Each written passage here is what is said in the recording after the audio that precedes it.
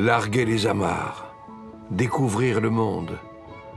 Les navires de la flotte océanographique française, opérés par l'Ifremer, rayonnent sur les mers du globe. Les cartes se déploient, les routes maritimes sont sans fin.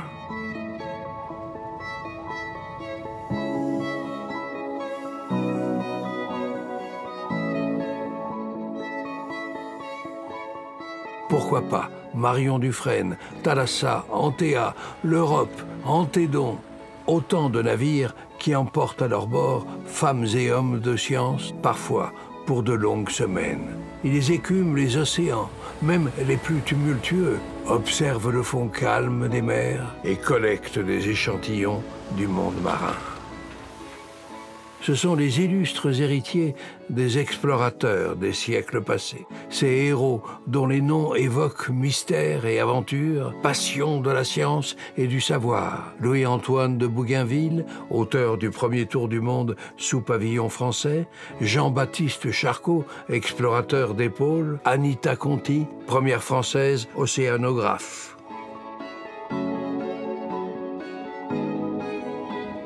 La flotte océanographique française est l'une des plus importantes au monde.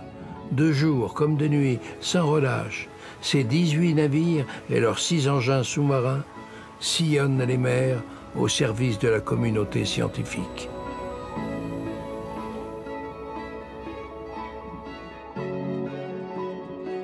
Véritable prouesse technologique, le sous-marin habité Nautile, le submersible Victor 6000, le robot Ulix peuvent intervenir jusqu'à 6000 mètres de profondeur.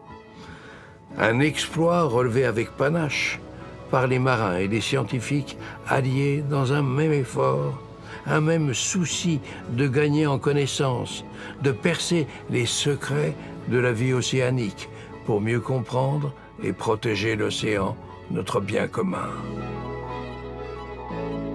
La flotte océanographique française est aussi reconnue pour ses équipements de pointe et ses instruments hors normes, conçus par des ingénieurs qui encouragent l'audace, celle d'aller toujours plus profond, plus loin, plus longtemps, de poursuivre les recherches pour connaître plus intimement l'océan.